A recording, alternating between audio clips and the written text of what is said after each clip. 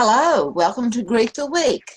I'm Mona Duncan, and Jan Moray has chosen our topic for today, which is what is the difference in supporting and enabling? So, Jan, what's on your mind about that? Thanks, Mona, and hello, everybody. Thanks for joining us today.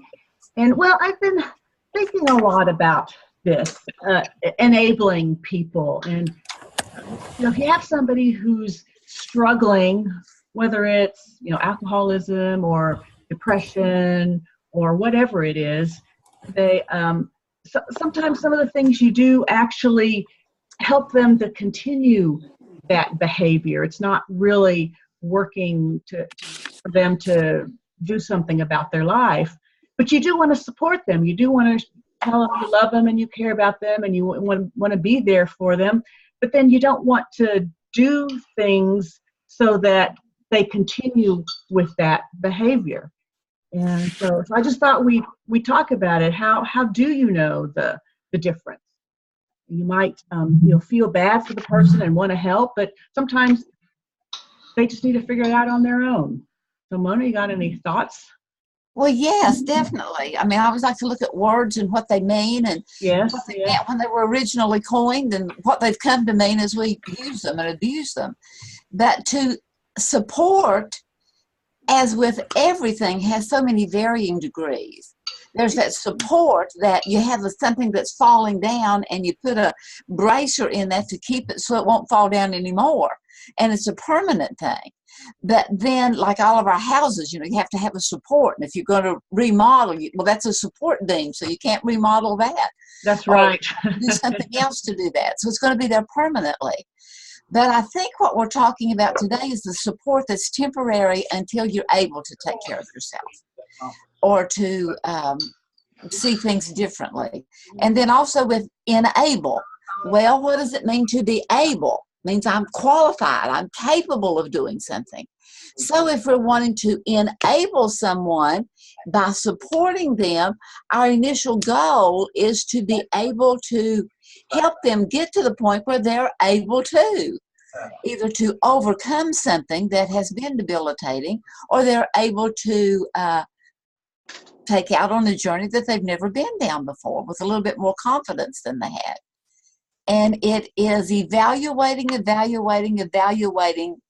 self with self, but then also talking with the person you're trying to support or enable as to, am I doing too much? Right. And I think when it starts to become a burden if you're the person enabling and it starts to become too much of a burden for you, that's when you need to ask yourself, okay, am I doing too much for this person?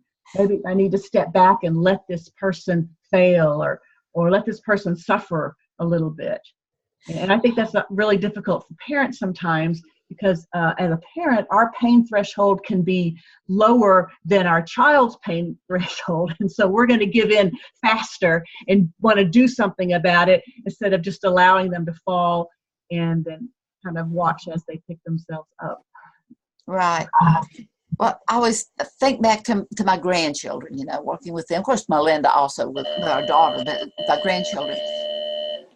And the fact that, my little grandson, he was always wanting to invent something, invent. And he would just work and work and work. And so I told him one day, I said, well, sometimes you don't always have to invent something new, but you can improve something that's already been invented. Right. Well, in the process, after a while, I felt like I had created a monster. Oh, yeah? Because he was taking whatever it was and taking it apart. How can I improve it? How can I make it better? How can I this? How can I that? But it's the same thing with supporting anyone or whatever. Eventually, as they get into it, they may just go hog wild, kind of go from starting point to a bad case of the overs that we talked about last week. Right. And then until it's that growing thing, whenever you get an idea, whenever you set your mind for something that you want to do, we have a tendency to just go at it full force. But it's learning in the process of what's too much and what's too much. Yeah. And it's through that learning curve that we who are being the supporter need to help them realize that well, am I making sense here? I mean, if we're going too much, we need to help. We need to help in more than just to get the goal itself, but for the totality of our whole well-being. That it's not just to overcome this, or not just to climb this mountain, but to be healthy when you get at the top of the mountain. Yes, definitely. And that you haven't harmed yourself, you haven't harmed others, you're not in greater debt than is manageable. It's just there's so many different areas of needing to be looked at and considered and evaluated. You want to make sure you're able to enjoy it once you get to the top of your mountain. Right. But my grandson, who is now 17, and I'm telling you, that kid he can just take anything and really can see something that can be done to make it more enjoyable, more flexible, have more range to it. Yeah. And you had a pretty big impact on him then. Well, not just me. I mean, there's been a multitude of people, but that was, one of the things that instead of taking everything apart, and maybe everything doesn't need to be improved. Right. So Nancy makes the question, is everyone familiar with the idea for, to, with, alone? Are people familiar with that? Yes, no? Tell us, Nancy. So this was something that Dr. Glasser taught us a long time ago. I don't know if you can see it on my screen or not. But he said, create a little diagram for yourself and put, a crisscross, and then in each of the four corners put the words for, to, with, and alone. And he said, supporting someone when they can't do something for themselves, we have to do many things for people until they learn. Like little children, for instance. When they're babies, they can't feed themselves. They can't get to where they want to go before they learn how to walk. So we're going to have to do a lot for them and sometimes to them in order to help them, presenting information, showing them how, and so forth, so that they can learn. And then he said, but most of the time, from the time you're a toddler, from the time you're 2 or so, and you're learning to talk and walk, from then on, it's more of a choice in supporting people. It's more of a choice of doing things with them.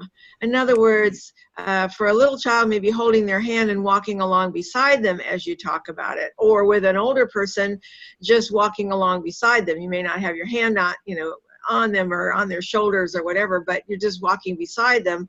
But you're not just letting them, start out and do something totally on their own before they've even had any clue what they're doing, so that they won't make mistakes. However, we learn by our mistakes, so it's okay. Mona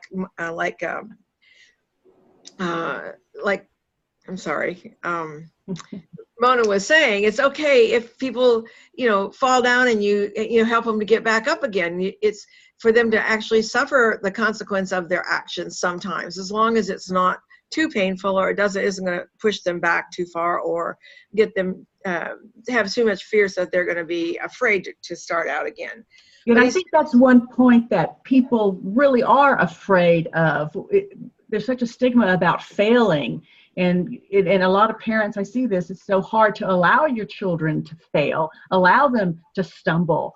But I think that's really good to be able to do that, because there's so much learning to be involved when somebody stumbles. Right. And then they have confidence that they're able to do it, and they're able to get back up again.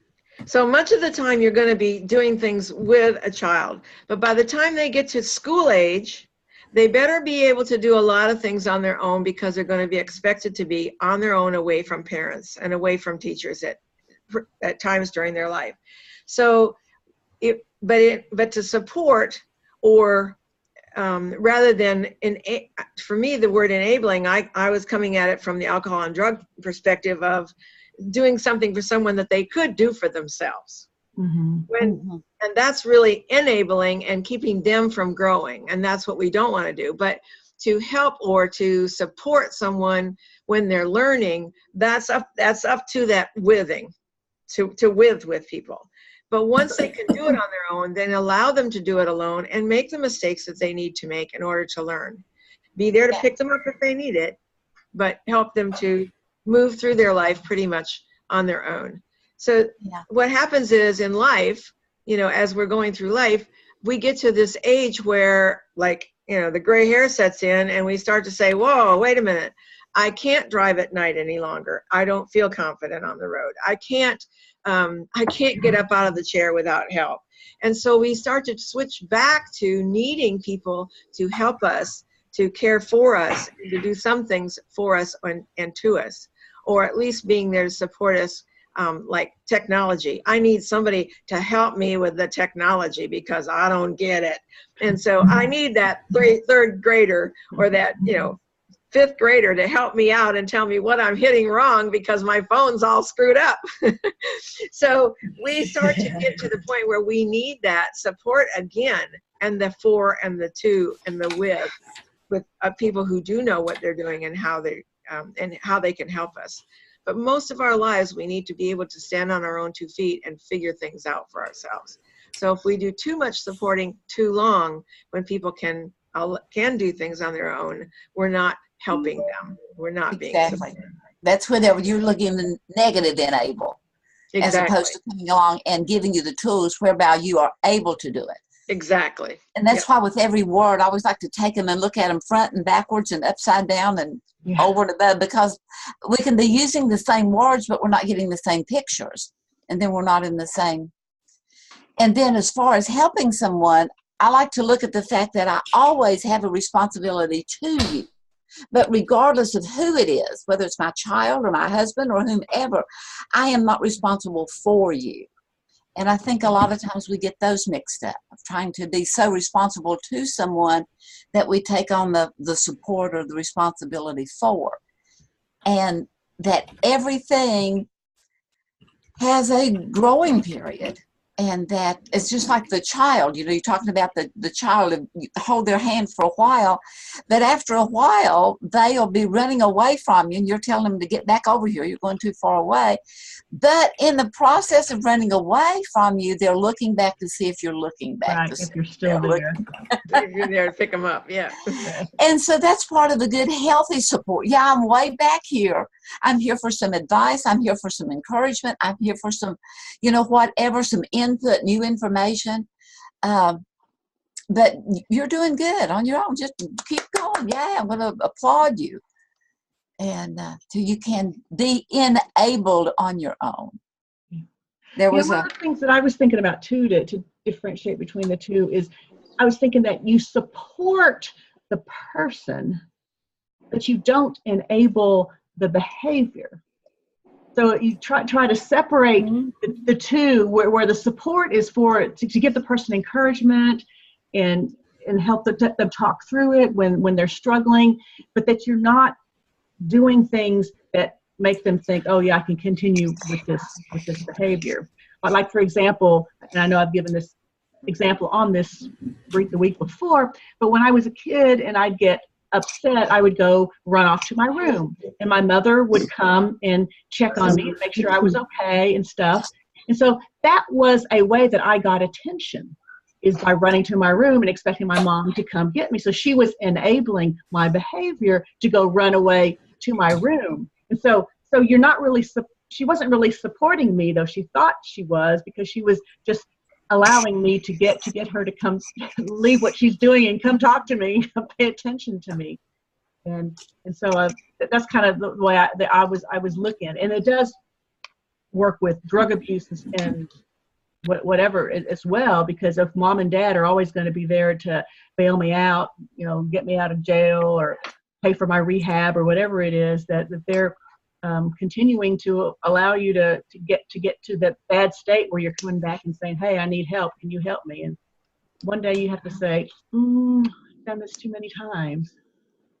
I had a friend that her child would be acting up at the store or whatever, and she would just stand back and she'd say, oh, surely you can do a worse fit than that.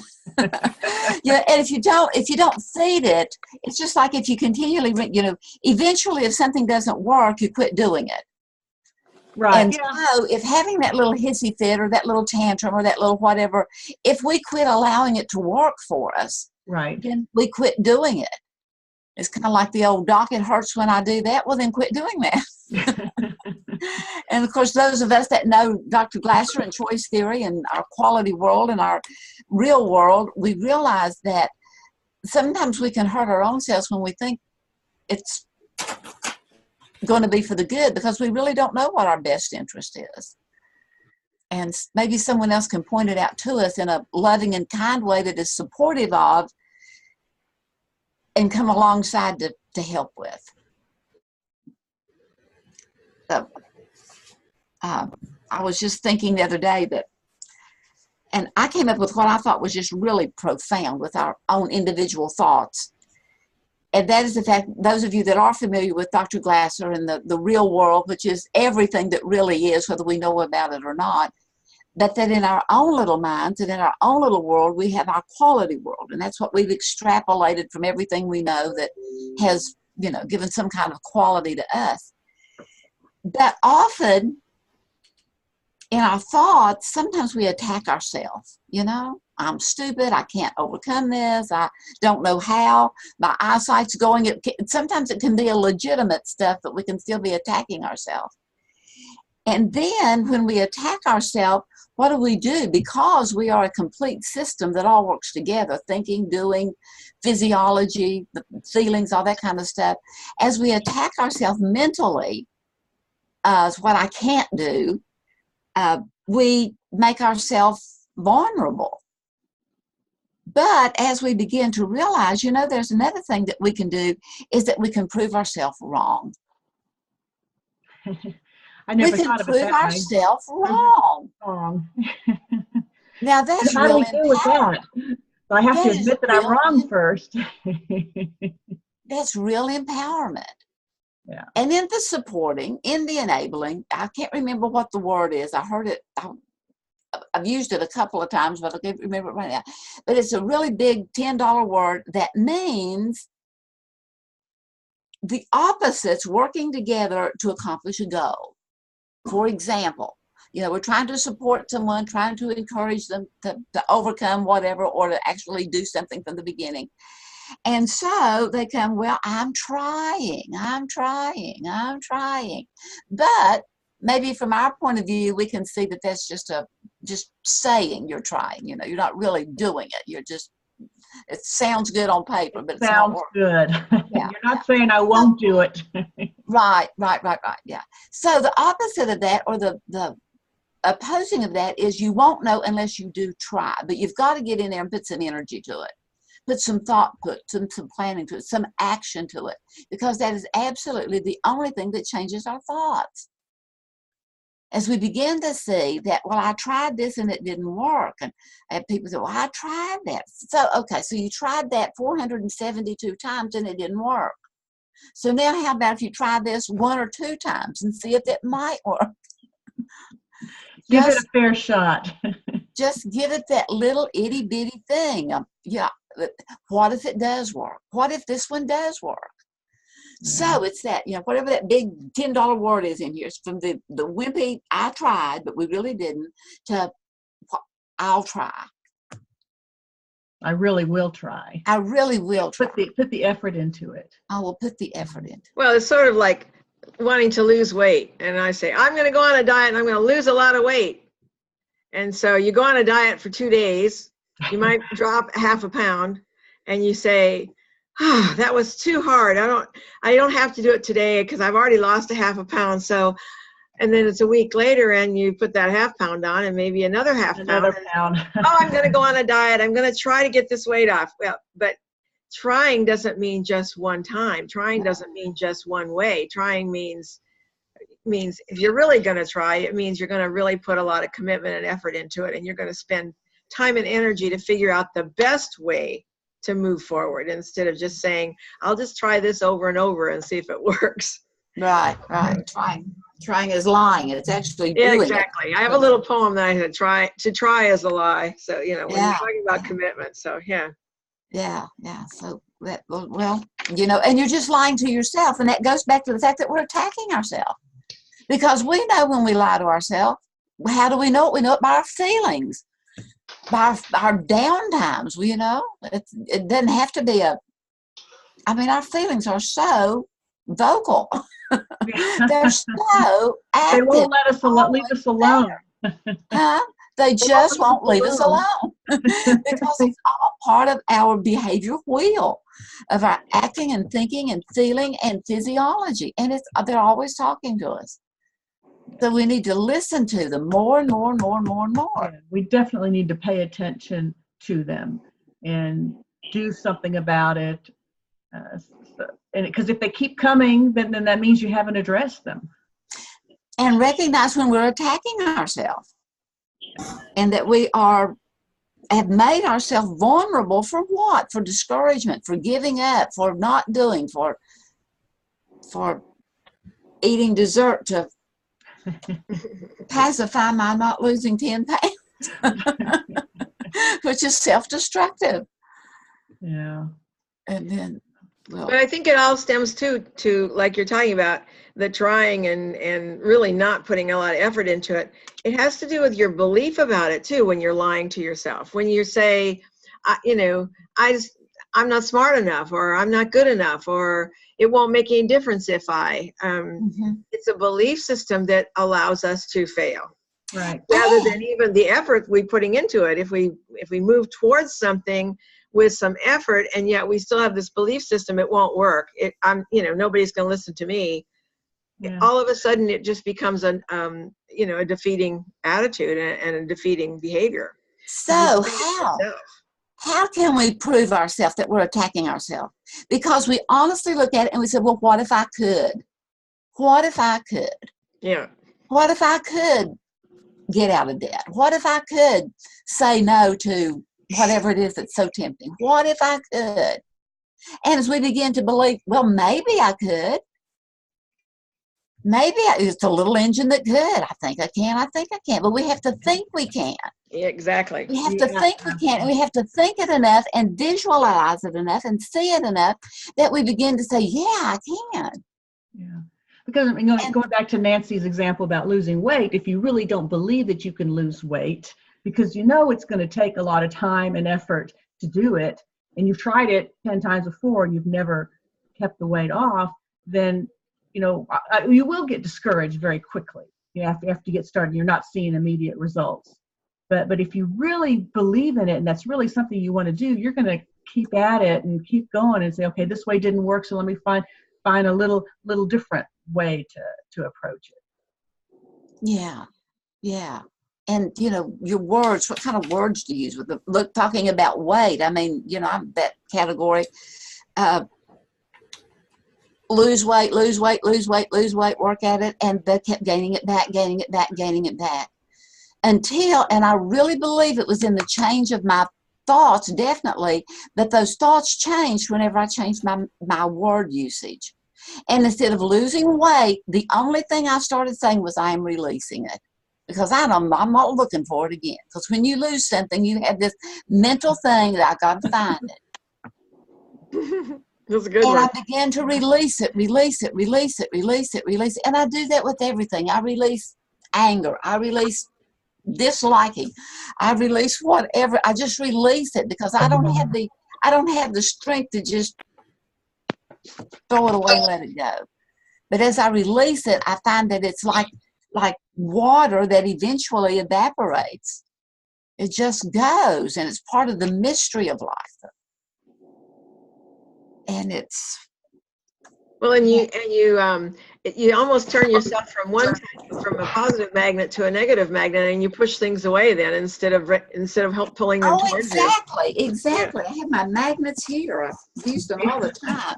All you do is have to flip it around, and it's going to automatically draw. Yeah, it's back to that. I've tried. Well, you won't know unless you do try. But it's a genuine trying. It's a genuine trying. Yeah. And it's not just trying, it is putting the effort to succeed.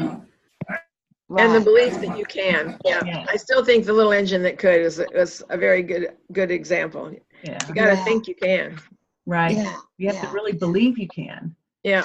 You can do it. Because if you're just trying something to prove somebody that they're wrong, you will prove that they're wrong. Right. You'll screw it up enough so it won't work. That's right. And then in that support, that support sometimes, well, I have an article that I wrote on building your own safety net and getting support to help you and so forth. That support, your safety net of your support is something that, okay, think of a flying trapeze artist and what's below them, especially if they're a novice at it. There's a safety net. And what's the purpose of that safety net? It's a safety thing because we all slip and fall. We all make mistakes. That's just built into our humanness. And so that safety net, those of us that are trying to support others, our safety net is there so that if you do fall, maybe you won't break a bone. Maybe it won't give you a concussion and you'll die. Maybe you can bounce a little bit and regain your setting, regain your agility. And so that safety net is there, something that you can fall on, something that you can depend on, that's going to be there to help you get back on. But it's not there as, I'm paying for everything for the rest of your life. Right. It's not that support that you have no worries because I'm doing it for you. Right. Right. It's the support, not the enabler. Right. And